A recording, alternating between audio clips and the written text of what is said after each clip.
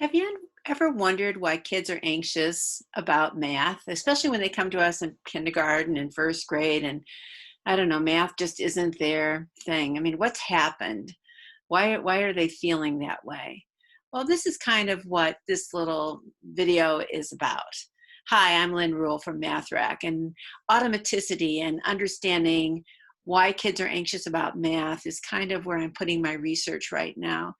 And one of the things that contributes to kids being anxious, well, there's many things about math, is just the way they, the first couple of years, what they've been exposed to, if you will. We know that when they're born, they can subitize. They kind of know which is greater, or if something's been taken away, if I have two or three items. So they have a concept of number from the very beginning. So what then happens? Well, a lot happens as parents and teachers and friends get together and talk. They don't really look at their world in a mathematical way, and it's so easy to do. So if we just tweak our language a little bit and our gestures that we use and the experiences that we have our kids in, which is a everyday experiences, math is everywhere, we can help them mathematize their world. And if they mathematize their world, they're going to think about their world mathematically. If they think about their world mathematically, they won't be anxious about math. They'll be excited about math and realize just how much fun it is. So we're going to take a little walk or an understanding, or we're going to view a book that might help us have kids realize where numbers are. But what does that mathematizing really mean? To mathematize our world, kids need to know that math and numbers are all around us, and that the numbers have different meanings in different situations. So talking about math will help them, again, think mathematically about their world. According to Freudenthal and Kathy Fosnot, mathematics is actually an activity of mathematizing the world, of modeling, schematizing, or of structuring one's world mathematically. And we do this through the language we use, the gestures we do. Is it big or small?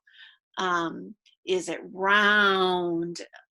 All those kind of gestures that we do when we're talking about math really reinforce the understanding of math. So the language, gesture, experiences kind of all go into mathematizing their world. So let's get to it. Let's look at this book. Used any numbers lately? Math is everywhere. And again, this book is a resource that's organized alphabetically about the different uses of numbers. So I think when you bring that to the kids' attention, they're really going to be amazed that math really is all around them. So just take a look at this scene. It's in the kitchen.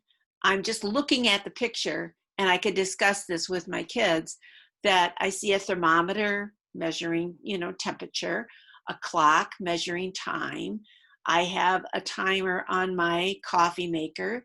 The mom is looking at a measuring cup. The girl has this flour going on the scale, and on the flour bag there's also numbers, measuring spoons, recipe, and even a ruler. All of those things have numbers in them, and we use them most every day. So let's just start with for the alphabet. And where can we find numbers in our world? Apartment number, bus number, and notice that the kids have a piece of paper with the bus number. There's a bus sign. The number is on the bus. Calendar numbers. I have it's January 15th. So I have that kind of a number, the year, and the girl is using the calendar, as some of you might do in your morning activities. D for dollar numbers, knowing the cost of things.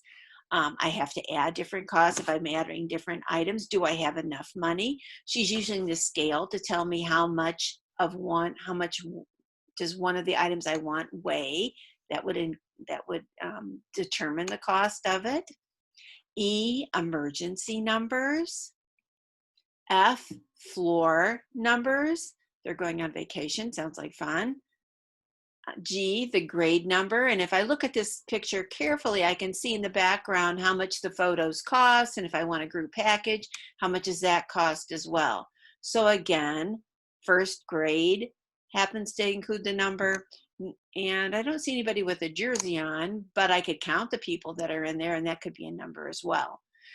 House number, addresses, why do we have them? How do they work? Take a walk in the neighborhood. Where do you find and see numbers?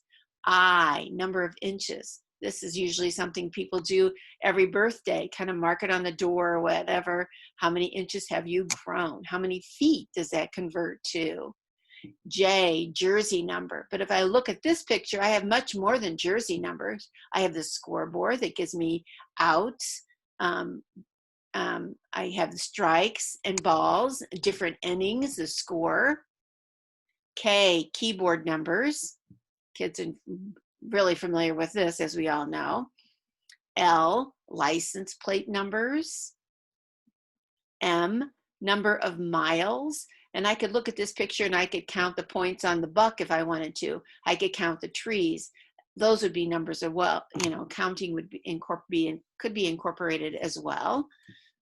N, we're number 1. And again, the scoreboard has some more numbers that designate the score. Order number, this mom and daughter are ordering the book that we're viewing online, probably Amazon.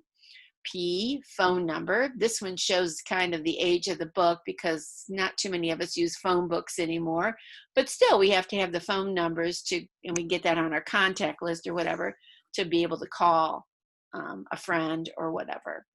Q, question number. These kids are taking a test of some sort or a quiz. Hopefully it's not a time test because we don't do those in math anymore. That just makes anxiety increase substantially. R, the room number, but I also have a scale there that tells how much they weigh. The chart also gives me the birth date, how tall they are, how much they weigh again. So I record all that.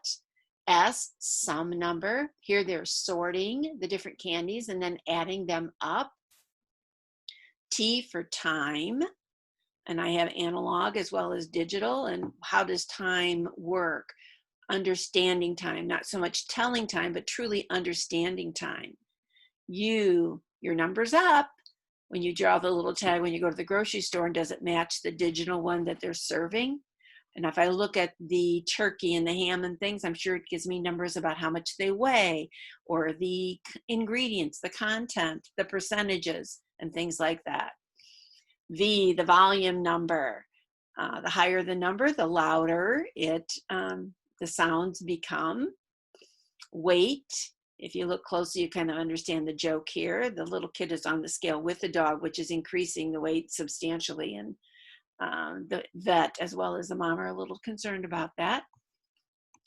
X equals numbers. I'm getting into algebra, meaning X is the same as 5 or equivalent to 5. Y, number of years. Z, zip code numbers. And why do we have those? Gets into another conversation. And of course, we can always do this at home or at school, drawing a hopscotch and playing that. And that helps us with with counting as well. So here it comes, the math challenge. Wait for it. You could make it real. You could have a number scavenger hunt. You could have your parents do it at home during this time, or maybe it could be a summer activity, or when the kids come back to school, hopefully, they can bring an example from home about how they use math, a picture or something that they saw, and you could make a huge collage. So if you have any ideas about how to make the math real around kids, send those adventures to Math Rack at our Facebook page, and we'll be glad to post those and share those, just so kids know that math is all around them and that it is fun. maybe we can reduce this anxiety and we can really move forward with them thinking about flexibly about number. But there's much more to it. And if you follow Math Rack, there's going to be some research posted, hopefully every week, that gives you some idea of what's important about automaticity and how we can reach that goal. But for now, incorporate books into your instruction. They serve as great anchors for kids' understanding. Take care. Be safe.